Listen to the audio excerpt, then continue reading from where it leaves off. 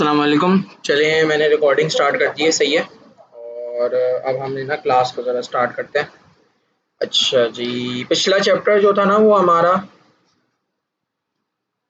I think so हमने dictionary को list में करना सीखा था। लिस्ट लिस्ट ऑफ डिक्शनरी क्या था और डिक्शनरी ऑफ लिस्ट क्या था, ऐसा ही है।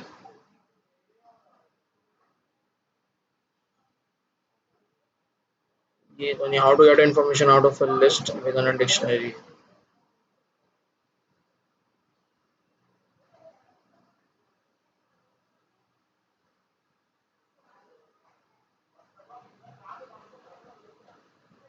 हाँ, हमने ये किया था, creating a dictionary that contains list. 2 minute आप रिवाइज करें।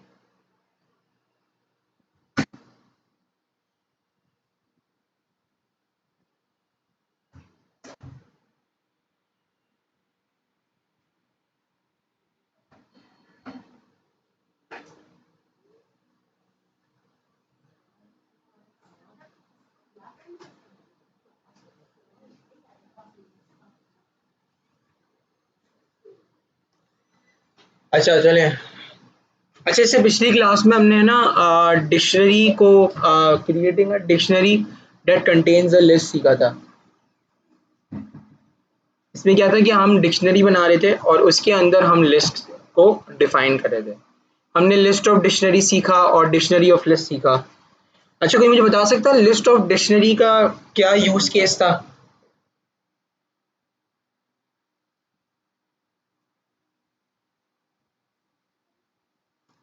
देखें, बेसिकली लिस्ट ऑफ डिक्शनरी हम इसलिए यूज कर रहे थे कि जैसे हमने कल भी एग्जांपल ली थी। फॉर एग्जांपल के इलेक्ट्रिक एक ऑर्गेनाइजेशन है जो कि इलेक्ट्रिसिटी प्रोवाइड करती है पूरे मुल्क को, सही है जी। तो अब उसके करोड़ों कस्टमर्स हैं, सही है। तो वो अब हर कस्टमर का डेटा अगर सेव करना चाहेगा अपने सॉफ्टवेयर में, तो वो क्या करेगा, वो एक लिस्ट बनाएगा और उस लिस्ट के अंदर हर एक कस्टमर की सेपरेट डिक्शनरी होगी। जी जी, डिक्शनरी का काम था, डिक्शनरी बिल्कुल लिस्ट की तरह ही होती है। और डिक्शनरी जो होती है वो वैल्यू स्टोर करती है। जैसे लिस्ट वैल्यू स्टोर करता था, आपका वेरिएबल वैल्यू स्टोर करता था, टूपल जो था वो आपका एक वैल्यू स्टोर करता था। इसी तरीके से डिक्शनरी भी जो है वो आपकी वैल्यू स्टोर करती है। फर्क क्या है कि लिस्ट के अंदर आपके पास इतना प्रिसाइज वो नहीं था, आपकी जो वैल्यू स्टोर होती थी वो इंडेक्सिंग के थ्रू स्टोर होती थी, सही है। लेकिन अगर मैं डिक्शनरी की बात करूं तो डिक्शनरी में pairs of keys and value store होती है, सही है। और ये बहुत ज़्यादा स्पेसिफाई होके स्टोर होता है डेटा। यहाँ पे आपको ये कोड दिख रहा होगा 5 लाइनों का, जिसके अंदर एक कस्टमर की डिक्शनरी बनी हुई है, कस्टमर 29876। ये जो है ना, ये डिक्शनरी का लीगल नेम है। और फिर डिक्शनरी की पहचान क्या है कि कर्ली ब्रैकेट्स होंगे तो डिक्शनरी होगी। अच्छा, ये जो फर्स्ट नेम है ना, सही है, जो स्ट्रिंग के अंदर आपको असाइन हुआ है ये की है।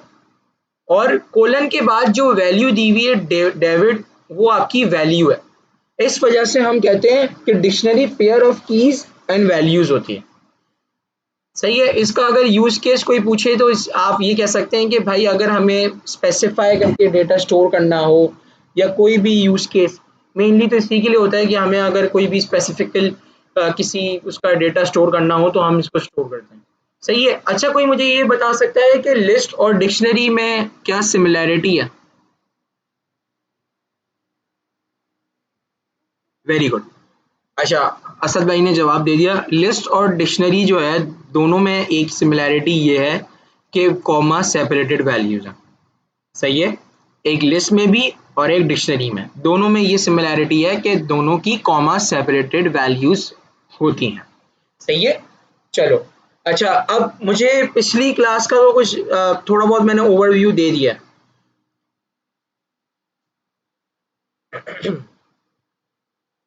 कोई चीज हो या कोई सवाल हो तो आप जरूर पूछ सकते हैं।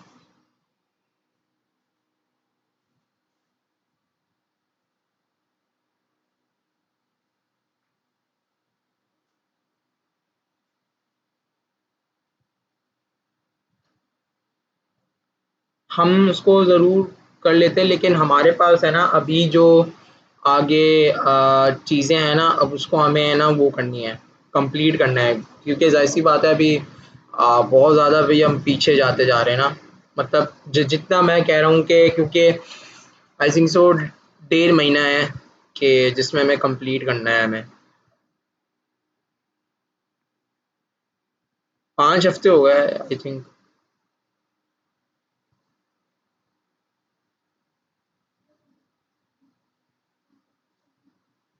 जी।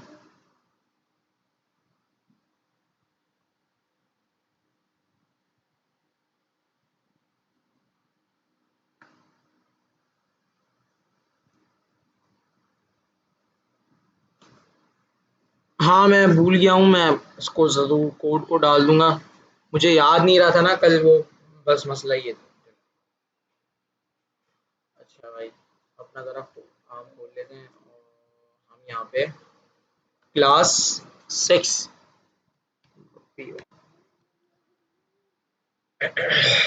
चलें भाई।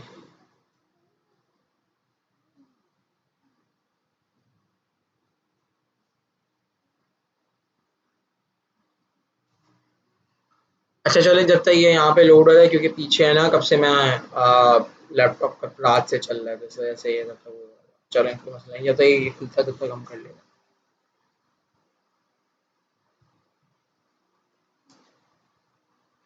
चलो खुल ही गया।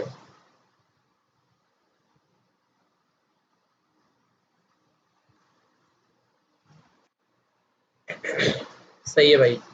अच्छा, अब मैं ये डिस्कस कर रहा था कि जो लिस्ट ऑफ डिक्शनरी थी ना, वो जो आपका था उसके अंदर हम लिस्ट एक बना रहे थे, सही है। फॉर सपोज कस्टमर की लिस्ट बन रही थी और इसके बाद हम उसके अंदर डिक्शनरी स्टोर कर रहे थे। और डिक्शनरी ऑफ लिस्ट की हमने एग्जांपल करके देखी थी, या हम ऐसे ही आगे बढ़ गए थे? शायद हम आगे ही बढ़ गए थे। अच्छा, डिक्शनरी ऑफ लिस्ट बेसिकली ये है कि फॉर सपोज मैं कहता हूँ, अच्छा हम एक काम करते हैं, कस्टमर्स पे ही जाते हैं, सही है। इसी के अंदर थोड़ा बहुत चीज़ें ऐड करते हैं, सही है। और मैं एक डिक्शनरी बना रहा हूँ, सही है। और इसके अंदर हम लोग अच्छा ये हम अपने हिसाब से बना लेते हैं, चलिए।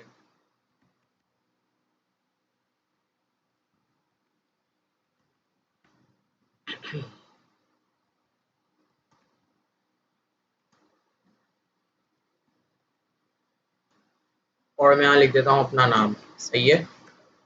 कॉमा सेपरेटेड वैल्यूज़ की नीचे, कॉपी मारी नीचे, कॉपी मारी नीचे, कॉपी मारी। अच्छा, अब यहाँ पे हम रखते हैं अपना लास्ट नेम,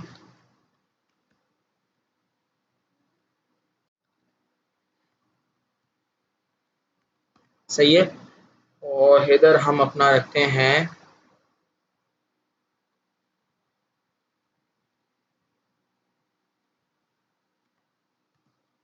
बिल अमाउंट, और एक इधर रख देते हैं डिस्काउंट, सही है भाई। बिल अमाउंट हम कर देते हैं भाई 84,500, सही है। और हमारा डिस्काउंट, अच्छा अब यहाँ नोटिस करना, डिस्काउंट है, सही है। अब आप यहाँ देखो, इसने एक लिस्ट आपको असाइन की हुई है इसके बाद, सही है। इसने यहाँ पे लिस्ट दी हुई है, सही है। और डिस्काउंट के अंदर हम कर देते हैं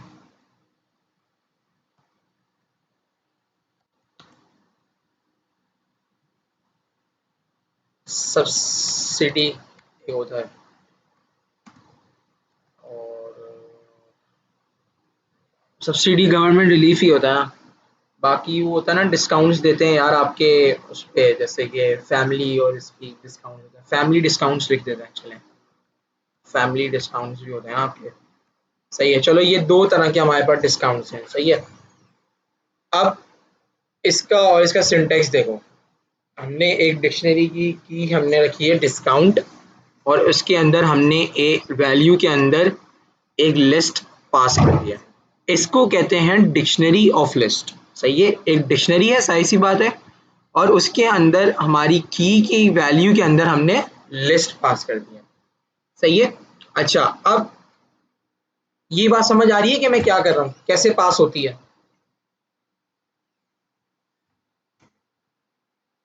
सही है। चलो अब अपना थोड़ा आगे काम करते हैं। अब मुझे ये समझाना था कि डिक्शनरी के अंदर लिस्ट आप कैसे असाइन कर सकते हो। अच्छा, how to get information out of a list within a dictionary. अच्छा, अब हमें ना क्या करना है, ये लिस्ट के अंदर, ये डिक्शनरी के अंदर से ये जो हमने लिस्ट डाले ना, ये इसकी इंफॉर्मेशन निकालनी है, यानी कि हम कैसे इंफॉर्मेशन निकाल सकते हैं। सही है। तो अब जाहिर सी बात है, इसके लिए हमें कंडीशन बनानी पड़ेगी। ऐसा ही है क्या नहीं? सही है। अगर मेरे डिस्काउंट्स में ये सब्सिडी और फैमिली है तो मुझे डिस्काउंट मिल जाएगा, ऐसी बात है ना। चलो अब मैं करता हूँ इफ सब्सिडी।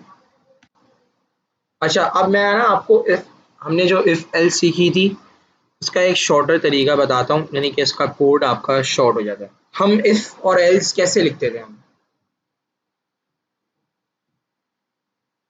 मुझे गाइड कर सकता है या आपको बता सकता है कि इफ एल्स हम कैसे लिखते थे।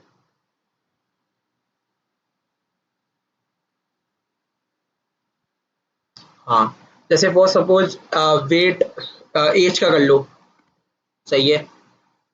If age is greater than equals to 18, फिर हम क्या करते थे, कोलन लगाते थे और इसके बाद हम कोई भी चीज असाइन करते थे, ऐसे ही करते थे ना हम। फिर इसके बाद यहाँ पे इंडेंटेशन में हम कुछ भी लिख देते थे, प्रिंट कर दो ये। सही है। तो कंडीशन ये था कि हमें ये लिखना पड़ा था। सही है। अच्छा, अगर ऐसा यूज केस हो कि हमें जैसे अभी इस यूज केस में हमें ये देखना है कि डिस्काउंट के अंदर सब्सिडी या फैमिली है या नहीं। सही है। हमें ये देखना है ना कि इस डिस्काउंट के अंदर सब्सिडी और फैमिली है कि नहीं। सही है। तो इसके लिए हम क्या करेंगे, इफ, और फिर मैं वैल्यू दे दूंगा सब्सिडी। सही है। सब्सिडी इन, देखो इससे क्या लगाया हुआ है, इन, और फिर इसके बाद इसने अपनी डिक्शनरी का नाम दिया हुआ है। सही है। और अब देखो ये ऑप्शंस आ रहे हैं मेरे पास, तो मुझे क्या चेक करना है, डिस्काउंट चेक करना है। सही है। अब डिस्काउंट चेक करने के लिए अगर फॉर सपोज किसी कस्टमर की सब्सिडी है और उसकी फैमिली है। सही है। तो सब्सिडी तो सबको मिलेगी, जाहिर सी बात है। तो हम क्या करेंगे, इसका डिस्काउंट कर देंगे। क्या कर देंगे, इसको हम चलो 50% डिस्काउंट दे देते हैं। सही है। या 30% दे देते हैं, चलो। सही है। और फिर हम कैसे करते थे आगे और कंडीशंस देने के लिए, एलिफ सब्सिडी इन कस्टमर्स, और वही डिस्काउंट, डिस्काउंट में ही चेक करना है ना हमें।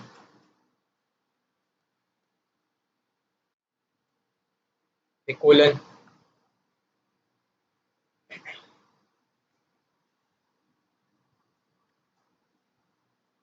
बल्कि सब्सिडी नहीं, फैमिली चेक करना, सॉरी सॉरी, फैमिली।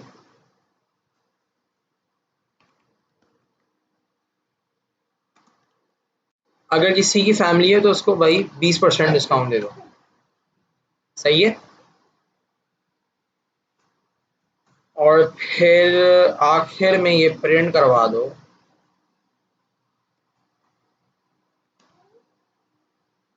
डिस्काउंट कितना मिला उसे।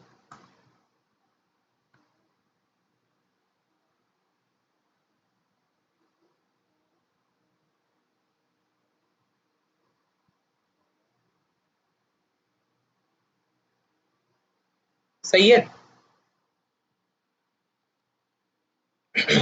इधर हम देते हैं लो सैलरी डिस्काउंट।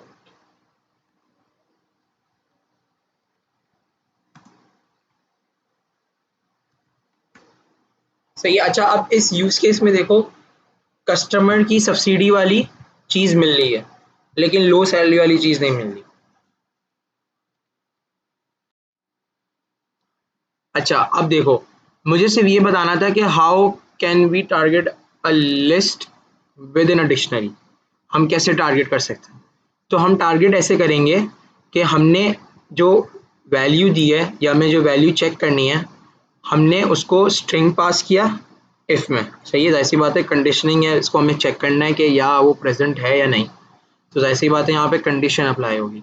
अगर ये वैल्यू कस्टमर्स, कस्टमर्स क्या है, हमारी डिक्शनरी है, कस्टमर्स की डिक्शनरी का जो डिस्काउंट वाला की है, यानी ये वाली जो की है, इसको हम की कहते हैं ना, तो ये वाली जो की है, अगर इसके अंदर सब्सिडी मौजूद है, चलो मैं ना इसको अपने हिसाब से बताता हूँ, मैं इसको मैं हमेशा ना जो कोड होता है वो मैं हमेशा अपना राइट हैंड साइड से पढ़ता हूँ। सही है, राइट हैंड साइड से अगर हम देखें तो हम क्या कर रहे हैं, हम डिस्काउंट चेक कर रहे हैं। सही है, एक की को चेक करें किसके अंदर, कस्टमर्स के अंदर। एक की को हम चेक कर रहे हैं डिक्शनरी के अंदर। सही है, जिसकी वैल्यू क्या होगी, सब्सिडी। ये बात समझ आ रही है? Very good. अगर ये ट्रू हो जाती है तो डिस्काउंट की वैल्यू आप कर दो 0.30, इसका मतलब 30% डिस्काउंट मिलेगा। और अगर ये ट्रू नहीं हो रही, सही है, और एलिफ वाली चीज ट्रू हो रही है यानी कि लो सैलरी है, तो आप क्या करोगे, डिस्काउंट की की में जाओ जो कि कस्टमर्स की डिक्शनरी में पड़ा हुआ है, वहां जाके वैल्यू चेक करो कि लो सैलरी है कि नहीं। अगर लो सैलरी नहीं होगी तो क्या कर दो, इसको छोड़ दो, और अगर है तो ये चल जाएगा। वही एल्स इफ जो हमने इफ एल्स जो हमने पढ़ा था ना, ट्रू और फॉल्स वाली चीज, ये वो चीज है। सही है, यानी इसके अंदर हम ये कर रहे हैं कि हम लोग उसको करना चाह रहे हैं कि यार ये इसके अंदर ये वैल्यूज हैं या नहीं। चलो इसको थोड़ा वो कर लेते हैं, ऑपरेंट कर लेते हैं, ताकि आप लोग को ये समझ आ जाए ना। इसका कोई एक यूज केस बना लेते हैं। ये कस्टमर 1 है, सही है, और इसकी बिल अमाउंट हमने ये दी हुई है। अच्छा, अब हम ये करते हैं कि अगर इस केस में ये डिस्काउंट है, सही है, तो हमारा जो बिल अमाउंट है, सही बात है ना, इसको आप क्या कर दो,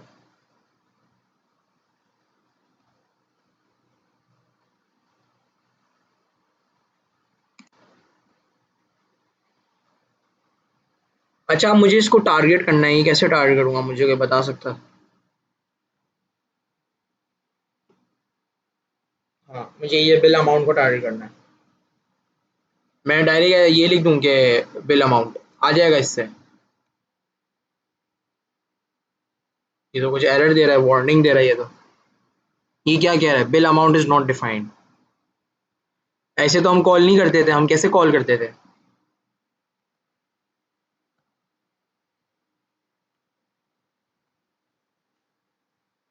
हाँ, हम ऐसे कॉल करते थे। सही है,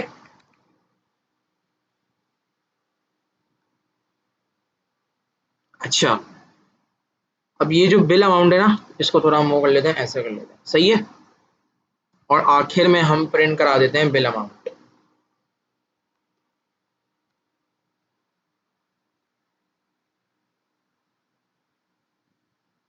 अच्छा, आफ्टर डिस्काउंट जो होगा ना, जैसे ये यहाँ पे, अभी एक दफा वो चला के देखते हैं।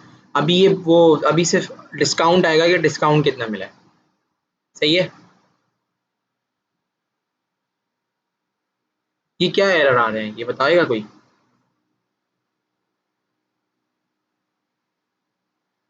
can't multiply sequence by non-int of type float। ये इसको कह रहा है कि ये इंट नहीं है, सही है। हमने ये सीखा था ना इंटीजर वाली चीज, याद है कि नहीं? अच्छा, अब जरा कोई कैलकुलेट करके बताए। यहाँ पे मैं जरा कैलकुलेटर खोल लेता हूँ।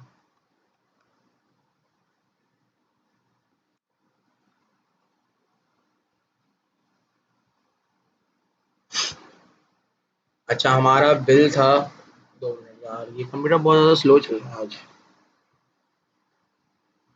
अच्छा, हमारा बिल था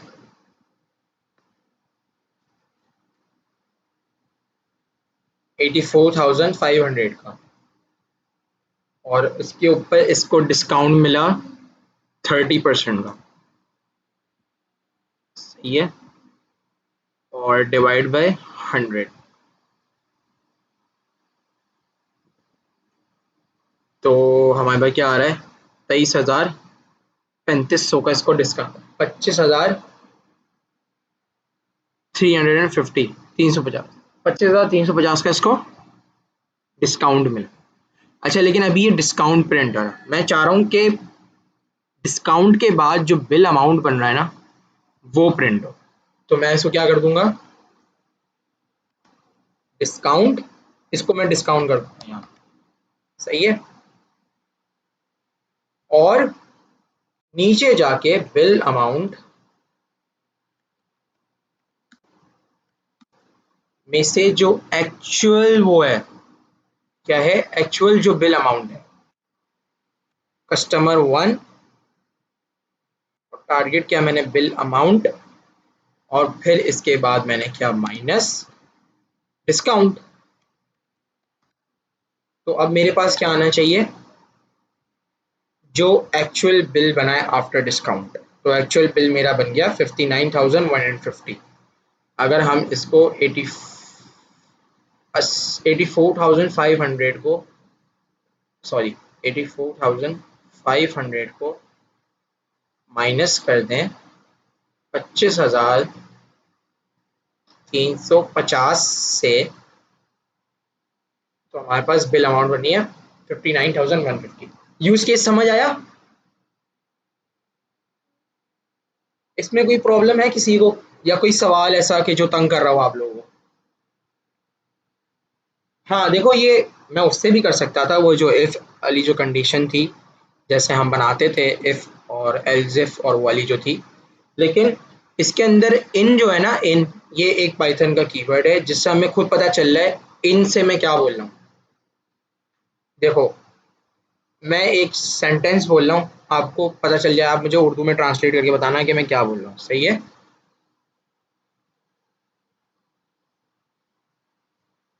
is the pain in the box. हाँ, मैंने क्या बोला कि क्या बॉक्स के अंदर पेन है। सही है, तो अगर आपका कभी यूज केस ऐसा हो कि आपको किसी अपने डेटा स्ट्रीम से ये देखना हो, या किसको कह सकते हैं, सर्चिंग करनी हो किसी की, इसको हम कीवर्ड्स में, इसको हम टर्मिनोलॉजीज में सर्चिंग कहते हैं। सही है, कि अगर आपको सर्चिंग करनी हो अपने कोई भी स्ट्रीम ऑफ डेटा से, तो आप इनके जरिए कर सकते हैं। ये देखो शॉर्ट कोड हो गया, वरना अगर फॉर सपोज मैं इसको वापस से कमेंट आउट करूं, तो अगर मुझे इसको उससे करना होता ना, जो इफ वाली जो कंडीशन थी, तो ये उससे भी हो सकता था, लेकिन मुझे क्या करना पड़ता, मुझे है ना यहाँ पे पहले इफ लिखना पड़ता, फिर इसके बाद मैं करता सब्सिडी ऐसे लिख के, ऐसे करता, और फिर मैं करता इक्वल्स इक्वल्स। सही है, मुझे ऑपरेटर्स लगाने पड़ते, फिर मैं करता कस्टमर 1, फिर इसके बाद मैं टारगेट करता जी डिस्काउंट को। चीज़ ये वही हो रही है, लेकिन हमने लॉजिक ऑपरेटर्स को थोड़ा सा हमने वो कर दिया। सेम चीज़ होती, बिल्कुल सेम चीज़। ये ये जो चीज़ हो रही है ना, ये बिल्कुल सेम चीज़ होती। यहाँ पे, यहाँ पे भी सेम चीज़ होती है। अगर मैं ये करता तो लो सैलरी, ये देखता अंदर इसके इसके अंदर मौजूद है कि नहीं। हाँ बिल्कुल, ये वैसे ही वर्क करता है जैसे ये वर्क कर रहा है। जी जी, यहाँ पे भी क्या हो रहा है कि यहाँ पे मैंने सब्सिडी लगाई है, वो देख रहा है इक्वल्स इक्वल्स करके, ये हमारे लॉजिकल ऑपरेटर्स थे कि क्या ये कस्टमर 1 डिस्काउंट में मौजूद है। अगर है तो आप ये चलाओ, अगर नहीं है तो आप ये ना चलाओ। अच्छा अब देखो यहाँ पे एरर क्या है, ये कह रहा है bill amount is not defined. इसने ऐसा क्यों बोला?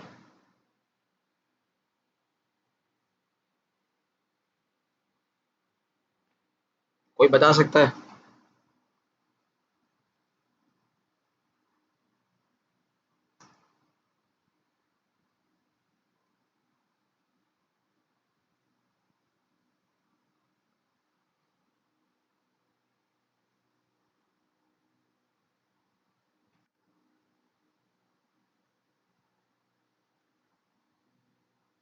किसी को भी नहीं पता? अच्छा अब देखो मैंने इसको प्रिंट किया ऊपर, सही है, लेकिन ये इसने प्रिंट नहीं किया। देखो ये जा रहा होगा सब्सिडी के, सब्सिडी को लेके जा रहा होगा कस्टमर्स वन के डिक्शनरी के अंदर, और ये वहाँ ये चेक कर रहा होगा कि डिस्काउंट है या नहीं। फिर इसके बाद ये यहाँ पे चेक कर रहा होगा कि डिस्काउंट ये से 30% यहाँ पे असाइन कर दिया होगा। फिर इसके बाद ये जा रहा होगा यहाँ पे, सही है, यहाँ पे डिस्काउंट जो है ये इसकी जो डेटा टाइप है ये फ्लोट हो गई, क्यों? क्योंकि हमने इंटीजर करके इसको मल्टीप्लाई कर दिया, डिस्काउंट हो गया। ऐसी बात है क्योंकि हमने यहाँ फ्लोट पास किया है तो यहाँ पे भी फ्लोट वेरिएबल मतलब वो होगा, डेटा टाइप होगी, सही हो गया। फिर इसके बाद यहाँ पे ये बिल अमाउंट पे आया होगा, बिल अमाउंट भी फ्लोट है, और कस्टमर वन, और ये शायद इसको टारगेट नहीं कर रहा,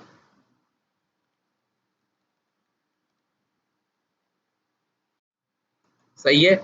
और फिर हमने माइनस किया इसमें डिस्काउंट, और फिर हमने प्रिंट करा दिया बिल अमाउंट।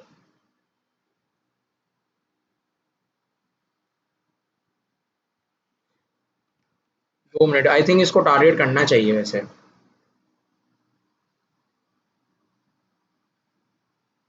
देखते हैं इसके अंदर क्या हो रहा है। यहाँ पे प्रिंट क्यों नहीं हो रहा है ये बिल अमाउंट, ये देखते हैं इसको ज़रा। 0 पॉइंट यहाँ पे फ्लोट है, हमने इसको चेक किया कि कस्टमर डिस्काउंट के इसमें है, सही है। फिर इसके बाद ये इसको टारगेट कर रहा है यहाँ पे, और अच्छा हाँ यार ये मैं समझ गया, ये आगे वाली चीज़ है।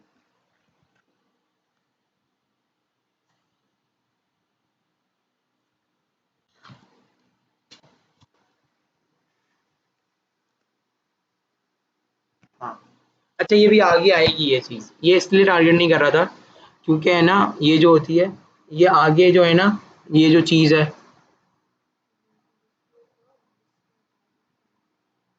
अच्छा हाँ देखो ये इसलिए टारगेट नहीं कर रही थी क्योंकि जो हमारा जो पहले डिस्काउंट था ना ये इधर तक जा रही थी, डिस्काउंट पे तो जा रही थी, लेकिन आगे हमारे पास लिस्ट थी, तो ये लिस्ट पे, ये क्योंकि हमने लिस्ट प्रोवाइड की हुई है ना हमने आगे, सही है, हमने लिस्ट प्रोवाइड की हुई है, तो हमें लिस्ट पे इंडेक्सिंग देनी थी। तो ऐसी बात है मैंने जैसे जीरो इंडेक्सिंग दिया तो इसने ये देखा कि हाँ यार ये मौजूद है, सही है। तो ये भी हम आगे सीखेंगे, ये भी आगे आने वाला है, सही है। सॉरी फॉर द इनकन्वीनियंस, ये मैं भी ये सोचने लग गया कि यार ये क्यों नहीं चल रहा था। हाँ मतलब ये इसमें ऐसा था कि ये यहाँ पे देखो ये क्या हुआ होगा कि ये हमने इंडेक्स दिया है 0, ये लिस्ट का इंडेक्स है, सही है। इंडेक्स 0 पे यानी पोजीशन 0 पे की डिस्काउंट है, सही है।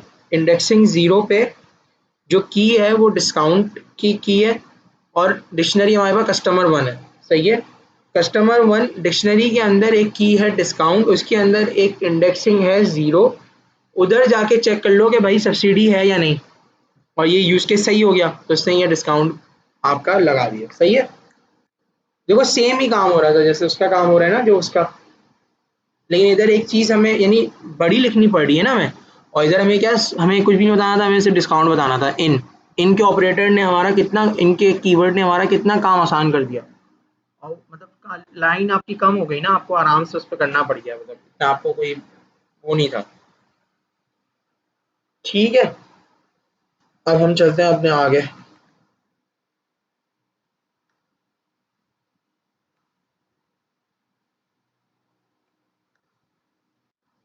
चलो भाई आगे अब हम करते हैं, ये हमारा हो गया कैसे हमें डिक्शनरी से टारगेट करना है। आज अब हमारा है creating a dictionary that contains a dictionary. सही है। अच्छा देखो यहाँ पे है ना, हमने पहले लिस्ट ऑफ डिक्शनरी सीखा, फिर इसके बाद हमने डिक्शनरी ऑफ लिस्ट सीखा, अब हम डिक्शनरी ऑफ डिक्शनरी सीखेंगे। देखो डिक्शनरी ऑफ डिक्शनरी के अंदर क्या होगा,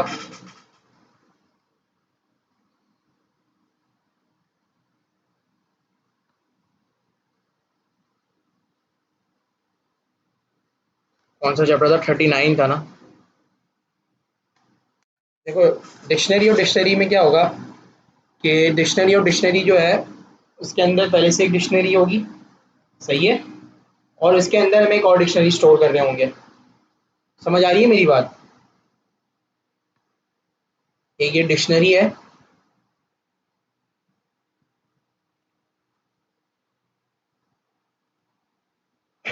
उसके हम अंदर हम एक और डिक्शनरी स्टोर कर रहे होंगे।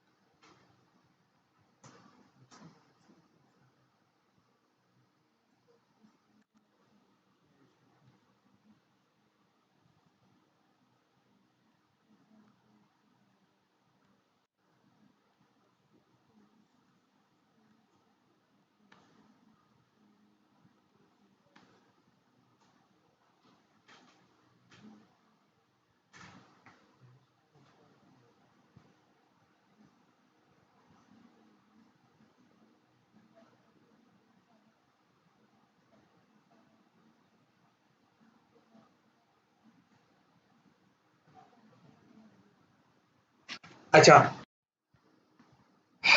भाई देखें, लिस्ट ये ना, लिस्ट ऑफ डिक्शनरीज बिल्कुल सेम ही चीज़ है, सही है। अच्छा लिस्ट ऑफ डिक्शनरीज के अंदर हमारा क्या हो रहा था कि कह सकते हैं कि थोड़ा काम आसान हो रहा था ना। लिस्ट ऑफ डिक्शनरीज में क्या हो रहा था कि हमने लिस्ट बना दी थी और उसके अंदर हमने सारी अपनी डिक्शनरीज असाइन कर दी थी, सही है। तो और हम लोग टारगेट कैसे कर रहे थे, हम लोग इंडेक्सिंग से टारगेट कर रहे थे, 0 1 2 3 4 करके। जो जीरो इंडेक्स पे था या जीरो पोजीशन पे था तो वो वाला कस्टमर उठ के आ रहा था, जो वन इंडेक्स पे था वो वाला कस्टमर उठ के आ रहा था, जो टू पे था वो वाला कस्टमर उठ के आ रहा था। तो अगर किसी बंदे का हाथ सेट हो गया भाई डिक्शनरी पे, वो जा रहा है कि यार मैं डिक्शनरी के अंदर ये सारी चीज़ें करूँ, सही है, कोई भी यूज़ केस हो सकता है। अभी मेरे ध्यान में ऐसा कोई यूज़ केस नहीं आ रहा, मैं भी वही सोच रहा था कि ऐसा कोई यूज़ केस है जिसमें डिक्शनरी और डिक्शनरी ही इस्तेमाल होता हो, सही है। तो डिक्शनरी और डिक्शनरी जो होता है ना वो बिल्कुल लिस्ट ऑफ डिक्शनरी की तरह ही है, सही है। जैसे लिस्ट ऑफ डिक्शनरी हम करे थे ना वैसे ही है, डिक्शनरी ऑफ डिक्शनरी है। अच्छा हम देखो यहाँ पे हम डिक्शनरी ऑफ डिक्शनरी कर रहे हैं ना, जब डिक्शनरी के अंदर हम डिक्शनरी डाल रहे हैं तो हमें अब कस्टमर आईडी की ज़रूरत नहीं है।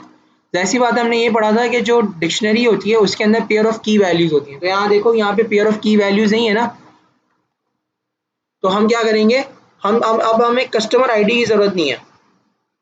हम कस्टमर आईडी को कहाँ दे देंगे,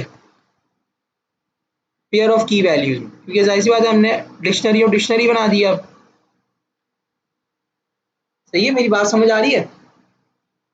लेकिन मेरा मानना ये कि है कि आप ये डिपेंड करता है वैसे तो कि आपको कहाँ कौन सी यूज़ केस है आपका जिसमें आपका हो सकता है कि डिक्शनरी और डिक्शनरी इस्तेमाल हो सकता है, और कहाँ आपका यूज़ केस है कि भाई वो लिस्ट ऑफ डिक्शनरी इस्तेमाल हो सकता है, सही है।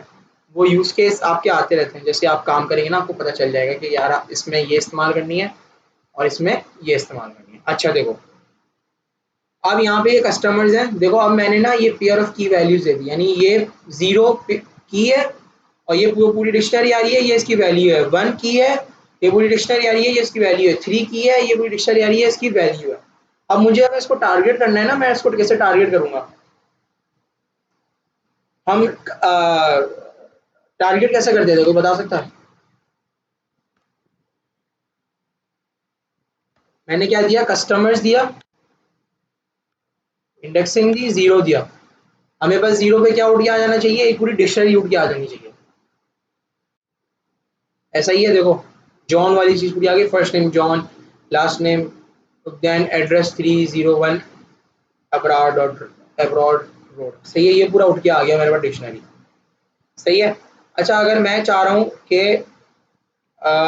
मैं चाह रहा हूँ कि यार ये इस जीरो इंडेक्स पे सिर्फ और सिर्फ क्या ले आए, एड्रेस ले आए, तो मैं आगे कैसे दूंगा, और उसके बाद मैं क्या करूंगा, स्ट्रिंग दूंगा और लिख दूंगा एड्रेस। सही है। तो क्या आया मेरे पास, 301 एब्रॉर रोड, यानी कि मैं अब बहुत स्पेसिफिकली टारगेट कर रहा हूँ। सही है। अगर मैं लिस्ट की बात करूँ तो हम ये चीज़ लिस्ट में भी कर सकते हैं। अगर मैं कहता हूँ कि ये जो है,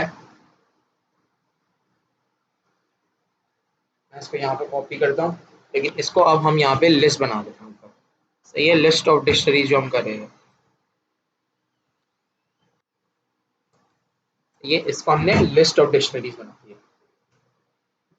लेकिन देखो ये लिस्ट ऑफ डिक्शनरीज पे क्या दे रहा है, एरर दे रहा है। क्यों एरर दे रहा है, क्योंकि हमने पेयर ऑफ की एंड वैल्यूज दी हुई हैं। अब इधर हमें वापस से कस्टमर आईडी देनी पड़ेगी। सही है, इधर हमें कस्टमर की आईडी वापस देनी पड़ेगी।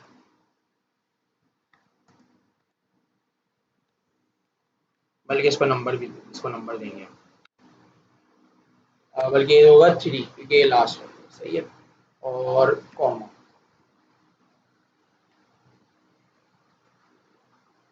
हम ऊपर भी एज इट इज यही काम कर देते हैं।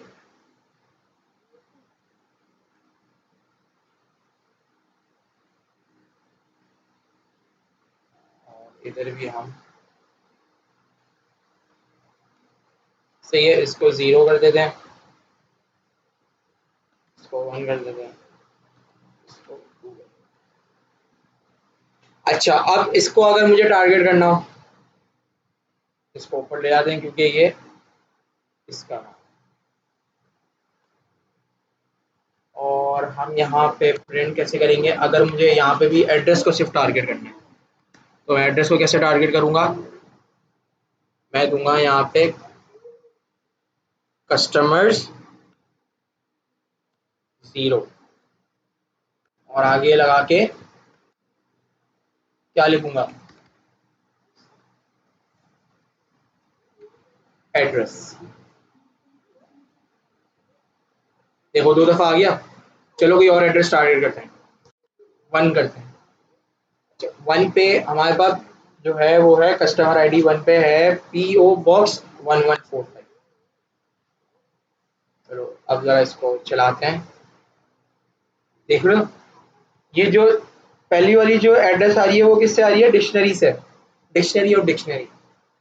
और जो दूसरी वाली जो एड्रेस आ रही है वो कहाँ से आ रही है, लिस्ट ऑफ डिक्शनरी।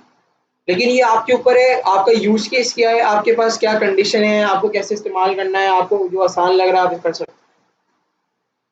सही है, यहाँ तक क्लियर है। सर अब इस दोनों को भी हम जरा कमेंट आउट करते हैं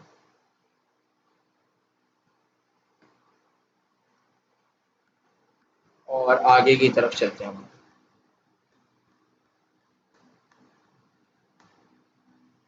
ये सारी वही चीजें हैं जो अभी मैंने आपको पढ़ाई हैं, जो नहीं कस्टमर आईडी हटाई थी और ये सब चीजें, 0 1 करके बताया, ये सब वही चीज़ है।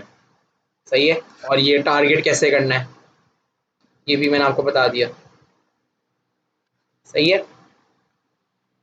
अच्छा, अब हमारा आता है मेन टॉपिक जो है फंक्शन।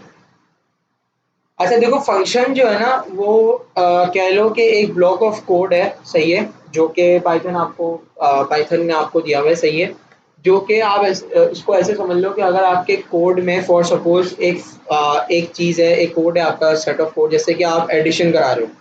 सही है, और आपकी एडिशन हो रही है 3 + 5 की। सही है, फॉर सपोज समझ लो कि मेरे पास एक नंबर है, एक वो है ऐड नम करके एक वेरिएबल है जिसके अंदर मैं फर्स्ट नम प्लस करा रहा हूँ लास्ट नंबर। सही है, और ज़रा फर्स्ट नेम हम दे देते हैं, फर्स्ट नम सॉरी, फर्स्ट नम हम दे देते हैं यहाँ पे जी 10, और लास्ट नम दे देते हैं हम 10। सही है,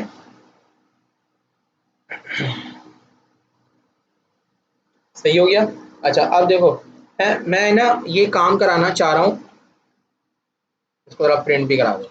मैं अच्छा सपोज मुझे समझ लो कि ये जो काम कराना है ना मुझे, ये अपने कोड में बहुत दफ़ा कराना है, हद से ज़्यादा दफ़ा कराना है। जैसे कि समझ लो मेरा ये कोड यहाँ पे भी यूज़ हो रहा है, मेरे ये कोड किसी और फाइल में भी यूज़ हो रहा है, ये हर जगह मुझे इसको यूज़ करना है। अब ये तो बड़ी इनएफिशिएंट बात हो जाएगी, या ये नॉन प्रोफेशनल बात हो जाएगी कि मैं इसको यहाँ से कॉपी करूँ, फिर इसके बाद हर जगह जा जा के पेस्ट करूँ, इंडिविजुअली इसको वहाँ पे रखूँ, इसको हर जगह को फिर ढूंढता रहूँ कि इसको मैंने कोड कहाँ लिखा था, इसको कैसे कॉपी करूँ, इसको कहाँ पेस्ट करूँ। सही है, तो ये बहुत ज़्यादा क्या हो जाता है, इनएफिशिएंट हो जाता है। अभी तो हम लोग से 100 लाइन और 20 लाइन 50 लाइन के कोड लिख रहे हैं, लेकिन आगे जाके उसमें हज़ारों लाइनों के कोड हो जाएंगे, लाखों लाइनों के कोड हो जाएंगे। तो इसको बेहतर करने के लिए, इनएफिशिएंट ना लगने के लिए, रीयूजेबिलिटी कहते हैं इसको टर्मिनोलॉजी में, हर जगह यूज़ करने के लिए आपका ये लाइन ऑफ कोड कहीं पे भी इस्तेमाल आप कर सकें, तो इसके लिए पाइथन के अंदर और प्रोग्रामिंग कॉन्सेप्ट्स के अंदर फंक्शंस आते हैं। सही है, फंक्शंस जो होते हैं प्रोग्रामिंग लैंग्वेज में, वो एक ब्लॉक ऑफ कोड होता है जिसके अंदर आप अपना डिफाइन करते हैं कि आपको फंक्शन की बॉडी में क्या करवाना है, अपना कोड यानी देते हैं, और फिर आप उसको कॉल करते हैं जहाँ मर्जी आपको कॉल करना है।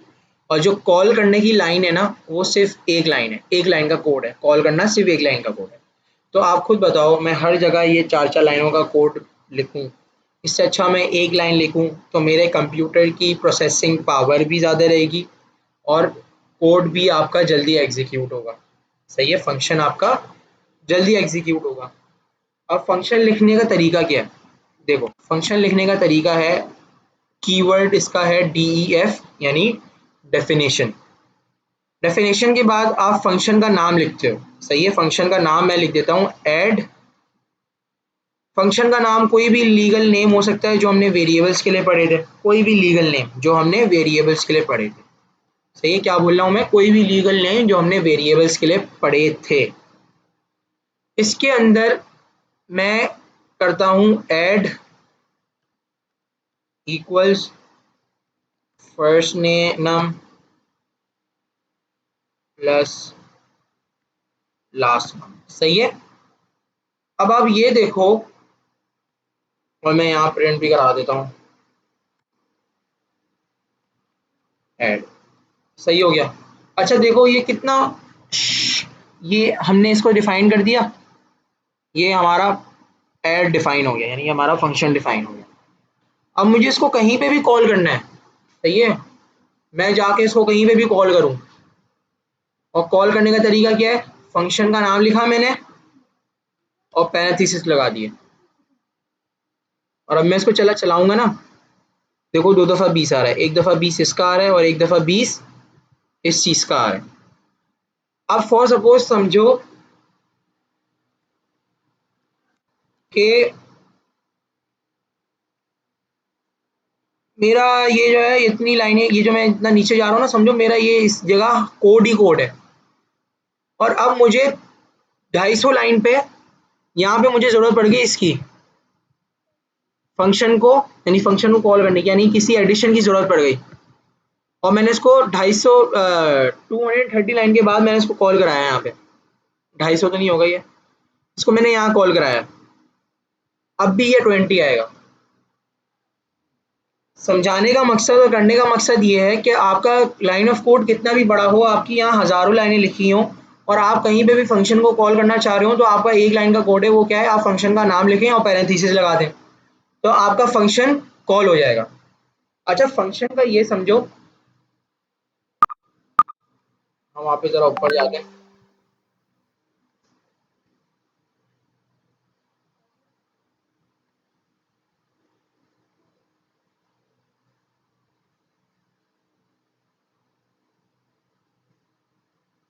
वो ज़्यादा ही नीचे आ गए हम, 250 के चक्कर में बहुत ज़्यादा ही नीचे आ गए।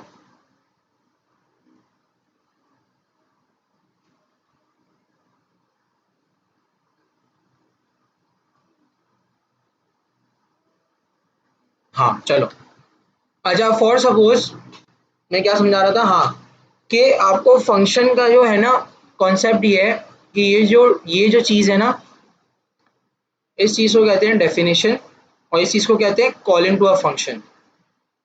सही है, ये दोनों एक दूसरे से ये डिपेंडेंट है। कैसे डिपेंडेंट है? अगर मैं इसको कमेंट आउट कर दूं तो या क्या ये फंक्शन किसी काम का है, ये कॉल करेगा? नहीं। सही है। अगर मैं ये कर दूं, क्या ये फंक्शन काम करेगा?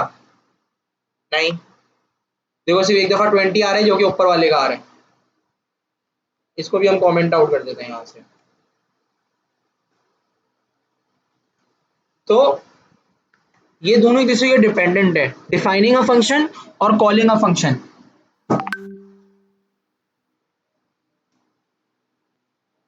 ये एक दूसरे के डिपेंडेंट है। सही है।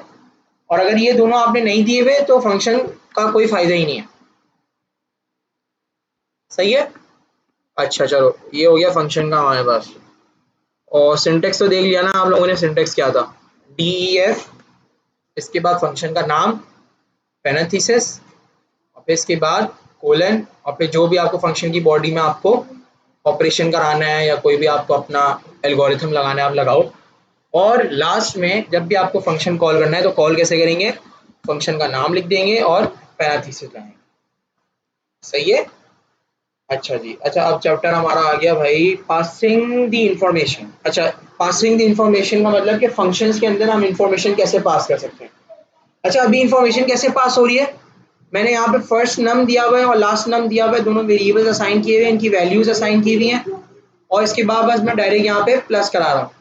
अच्छा, मैं चाह रहा हूँ कि यार मैं फंक्शन के ही थ्रू असाइन करूँ, यानी कि मैं ये वेरिएबल नहीं चाह रहा, मैं ये वेरिएबल नहीं चाह रहा।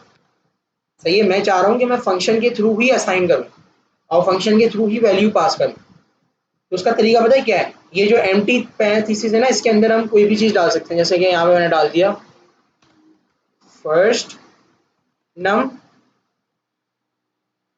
कॉमा दिया और यहाँ दिया लास्ट नम। देखो, और अब जो यहाँ पे जो कॉल कर रहा हूँ ना, यहाँ पे मैंने दे दिया 10 और 10। अच्छा, अब प्रिंट क्या होगा? 20 हुआ, वही हुआ। क्यों? समझो, एड नम है, ये पैरेंथेसिस पहले एम्प्टी थे, मैंने फर्स्ट नेम यहाँ पे वेरिएबल असाइन किया, ये वेरिएबल समझ लो एक तरीके से, और ये लास्ट नम ये भी वेरिएबल है, ये दोनों यहाँ पे असाइन कर दिए मैंने। लेकिन याद रखना मैंने इनको सेपरेट किससे किया है? कॉमा से। कॉमा जरूरी है, अगर मैं कॉमा ना लगाऊं तो मुझे एरर देगा। सही है, मैंने यहाँ कॉमा लगा दिया, मुझे एरर नहीं दे। अच्छा, ये जो चीज है ना कॉलिंग टू अ फंक्शन, इधर मैंने दो वैल्यू पास कर दी, 10 और 10। अच्छा, अब देखो हुआ क्या होगा, ये जो 10 है ना ये जाके स्टोर हो गया होगा फर्स्ट नेम में, और ये जो 10 है ये जाके स्टोर हो गया होगा लास्ट नेम में। इनको कहते हैं पोजिशनल आर्ग्यूमेंट्स। पोजिशनल आर्ग्यूमेंट्स इसलिए कहते हैं कि अब देखो, मैं इसका नाम कुछ भी रख दूं, मैं इसका नाम लिख दूँ एफ। देखो मैं उल्टा कर देता हूँ, देखो मैं पता क्या कर रहा हूँ, मैं इसको यहाँ ले आता हूँ, सॉरी, मैं इसको लास्ट नम कर देता हूँ और इसको फर्स्ट नम कर देता हूँ।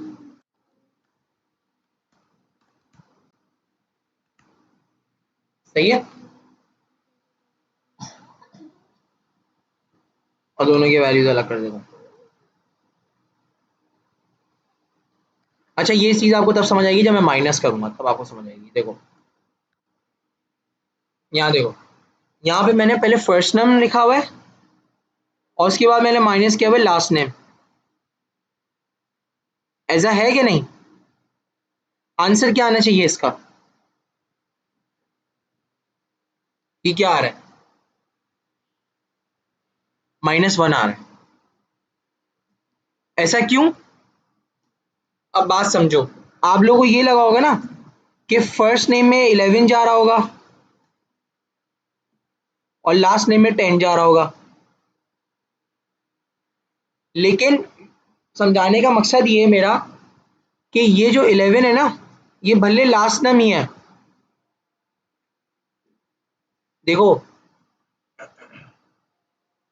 माइनस, देखो मुझे समझाने दो, देखो जब माइनस होता है ना सब्ट्रैक्शन, उसमें हमेशा ग्रेटर वैल्यू पहले होती है, इसके बाद हमारे पास लोअर वैल्यू होती है, ऐसा है कि नहीं?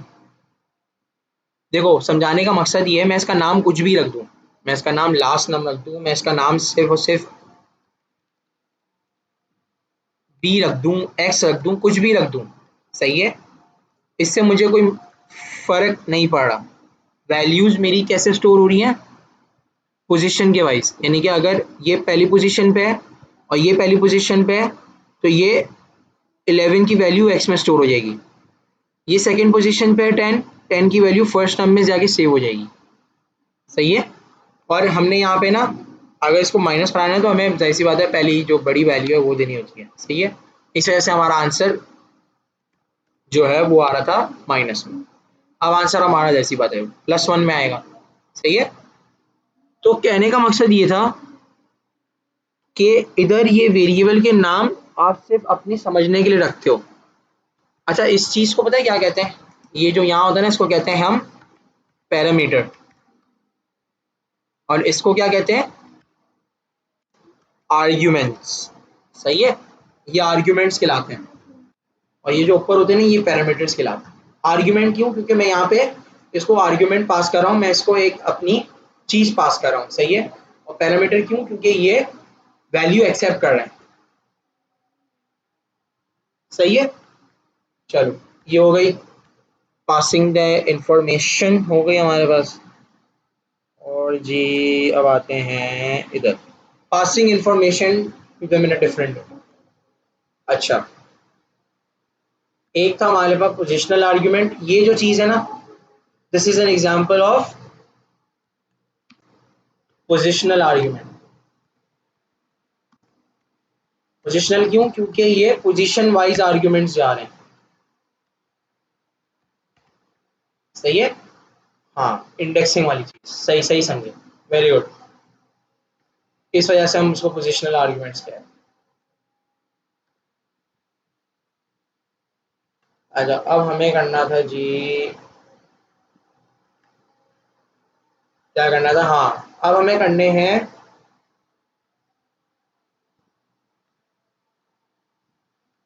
Keyword arguments.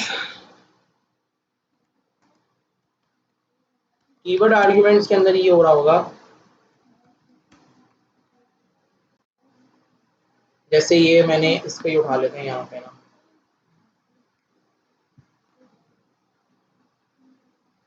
इसको कमेंट आउट करते हैं,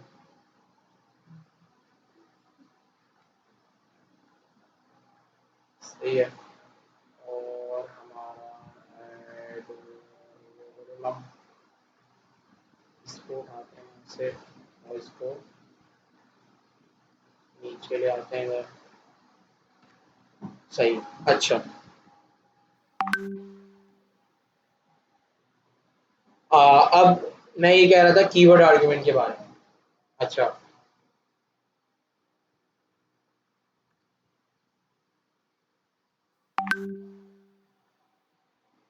अच्छा कीवर्ड आर्ग्यूमेंट से मुराद मेरा ये था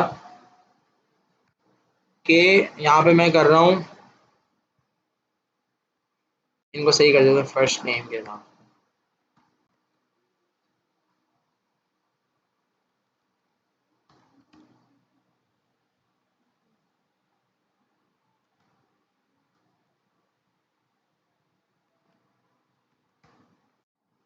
अच्छा अब है ना ये जो है ये कीवर्ड आर्ग्यूमेंट इसलिए कह रहा था क्योंकि अब मैंने असाइन कर दिया है, मैं कह रहा हूँ कि भाई लास्ट नम ये है, इक्वल्स कर दो इसको, और मैं कह रहा हूँ कि फर्स्ट नम ये है, सही है। तो अब मैं इसको मैं इसको बता रहा हूँ, इसको कर रहा हूँ प्रिसाइजली बता रहा हूँ कि भाई लास्ट नम जो है ना वो 11 होना चाहिए, और फर्स्ट नम जो है वो 10 होना चाहिए। बात समझ आ रही है? इसको माइनस में ही कर दें ताकि आपको बात समझ आए। अच्छा इसका आंसर क्या होगा? -1, सही है। यानी कि अब मना पोजिशनल आर्ग्यूमेंट होता है ना, तो क्या होता है कि जो पहली जो वैल्यू है 11 वो जाके फर्स्ट नम में सेव हो जाती है, और जो सेकंड वैल्यू है 10 वो जाके लास्ट नम में सेव हो जाती है। ऐसा है ना? हाँ।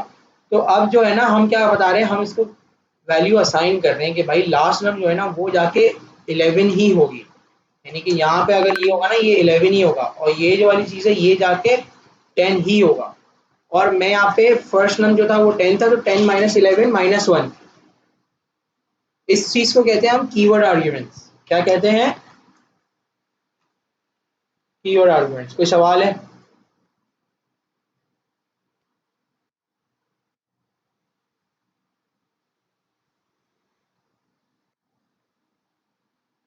कोई सवाल नहीं है?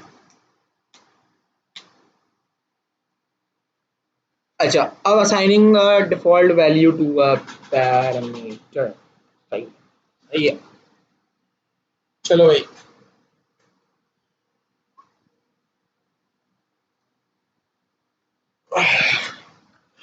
डिफॉल्ट वैल्यू का मुझे बताया क्या?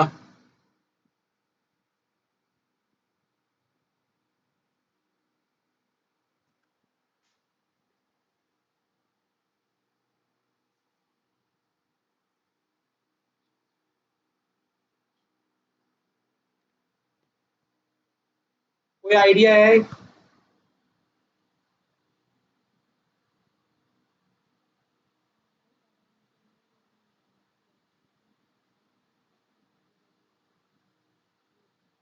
अच्छा देखो, डिफॉल्ट वैल्यू ये होती है कि जो भी हमारा जो पैरामीटर है, जैसे अभी हम यहाँ कर रहे थे, देखो इधर भी हम क्या करते हैं, हम डिफॉल्ट वैल्यू इसकी असाइन कर रहे थे। क्या कर रहे थे हम? इसकी डिफॉल्ट वैल्यू असाइन कर रहे थे।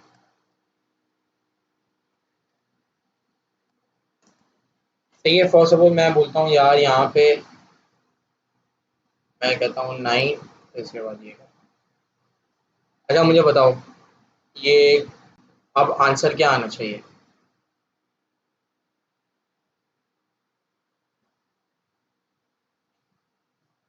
ये क्या आया? क्योंकि आर्ग्यूमेंट्स बढ़ गए। सही है, आर्ग्यूमेंट्स बढ़ गए। ये जो हमने दिया था ना, ये इसने लिया ही नहीं। इसने बोला कि भाई आर्ग्यूमेंट बढ़ गए। सही है। तो यानी कि कहने का मकसद ये है कि ये जो हमने डिफ़ॉल्ट वैल्यू दी है ना, ये इसको यहाँ पे यही असाइन होगी। सही है। और अगर मैं फॉर सपोज समझो कि यहाँ पे मैं एक और नम कर देता हूँ for just storing the values.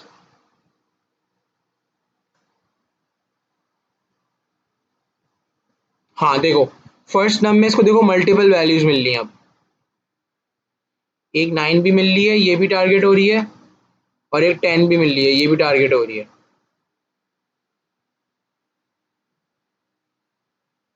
सही है। यानी कि ये जो 9 है और ये है, ये जाके यहीं टारगेट हो रही है। अगर मैं यहाँ पे चले, यहाँ पे भी एक 9 दे देता हूँ जो कि उसमें first num any, last num num any.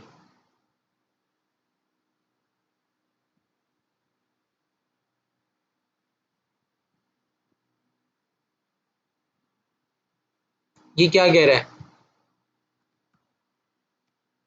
Positional arguments can not be applied after the keyword arguments.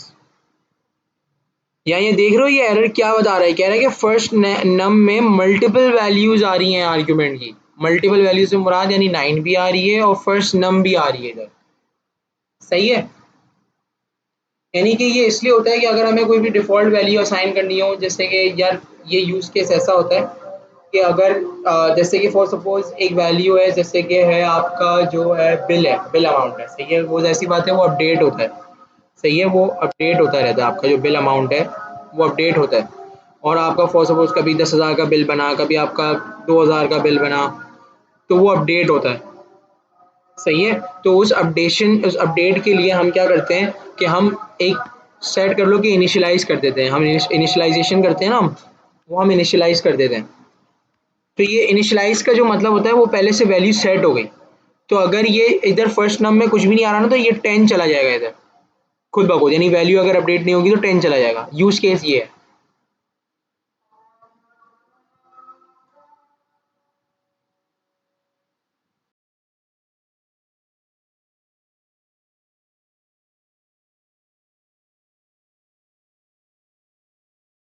अजान के बाद कंटिन्यू करते हैं।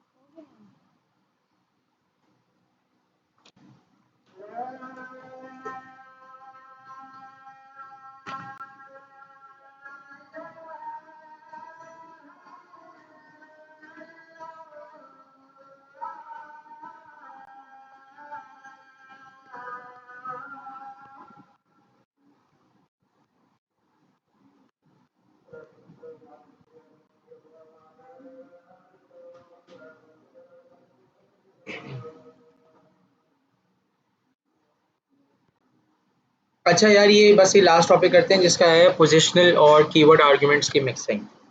यानी कि आप पोजिशनल आर्ग्यूमेंट्स दे सकते हैं, कीवर्ड आर्ग्यूमेंट दे सकते हैं एक साथ ही, सही है। वो कैसे है, जैसे कि यहाँ पे मैंने जो है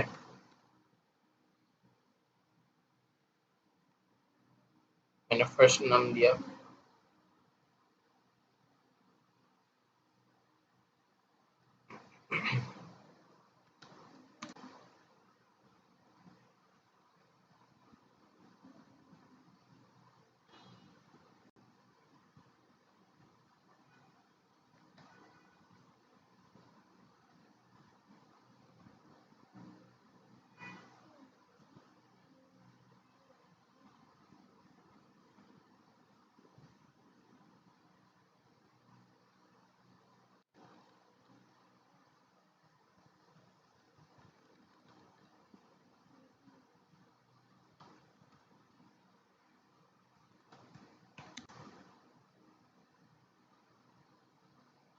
अच्छा, अब देखो यहाँ पे मिक्सिंग हो गई।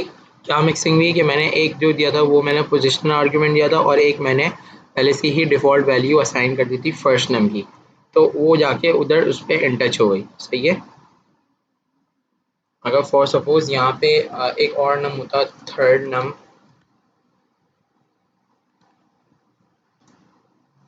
सही है जी, और माइनस हो, ये प्लस हो रहा होता थर्ड नम ना, और इधर हमारा जो थर्ड। अच्छा एक बात नोटिस करो कि कीवर्ड आर्ग्यूमेंट के बाद अगर मैं कोई भी पोजिशनल आर्ग्यूमेंट दे रहा हूँ तो वो मुझे एरर दे रहा है, और एरर ये डिनोट कर रहा है या ये मुझे शो कर रहा है कि आप पोजिशनल आर्ग्यूमेंट नहीं दे सकते आफ्टर द कीवर्ड आर्ग्यूमेंट्स। तो आपको इस चीज़ का ध्यान ज़रूर रखना है कि आप कीवर्ड आर्ग्यूमेंट्स को ना दें, सही है, पोजिशनल आर्ग्यूमेंट्स ना दें कीवर्ड आर्ग्यूमेंट्स के बाद, सही है।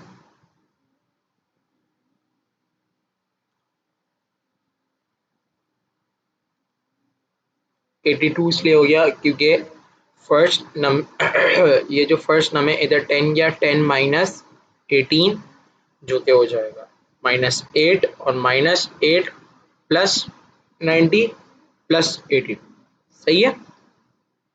देखो डिफ़ॉल्ट वैल्यू का मतलब ये था, मैंने डिफ़ॉल्ट वैल्यू दी, और कीवर्ड आर्ग्यूमेंट का कोई लेना देना नहीं है किससे, पोजिशनल आर्ग्यूमेंट से,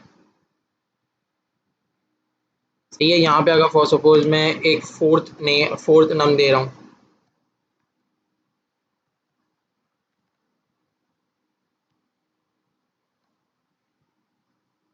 और इधर मैं असाइन कर रहा हूँ फोर्थ नम, इसके बाद असाइन कर, बल्कि इससे पहले असाइन कर देंगे, तो इससे कोई मसले वाली बात नहीं है।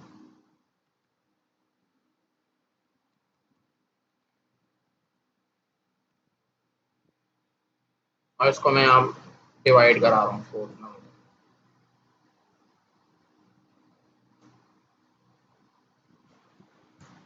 सही है, -3.5। क्यों? क्योंकि सबसे पहले third num divided by fourth num जो कि था 20, बल्कि इसको आसान कर देते हैं, 20 नहीं 2 से कर देते हैं, सही है। अच्छा अब यहाँ पे हमें पता है कि प्रोग्रामिंग कॉन्सेप्ट में यहाँ पे बॉडमास रूल जो मैथ्स में हमने पढ़ा था वो फॉलो होता है, ऐसा है ना जी, सही है। तो यहाँ पे जो थर्ड नेम है वो होगा 90, 90 डिवाइड बाई 2 जो कि क्या हो जाएगा 45। फिर इसके बाद एडिशन होगी 45 प्लस लास्ट नेम, लास्ट नम का वैल्यू क्या है 18 है, सही है।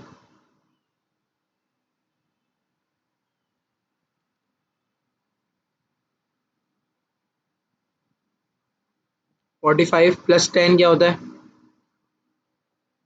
55, और 55 माइनस 10 क्या 45, सही है, समझ आ रही है। यानी कि पोजिशनल आर्ग्यूमेंट का कोई ना कोई कुछ ना कुछ वो पोजीशन से लेना देना है ही नहीं, इंडेक्सिंग से, यानी कि मैंने फोर्थ नंबर पहले दिया और यहाँ पे मैंने बाद में लिखा, तो इससे कोई लेना देना नहीं है। यहाँ तक बात समझ आ गई मेरी। और इसको हम कहते हैं mixing positional and keyword arguments.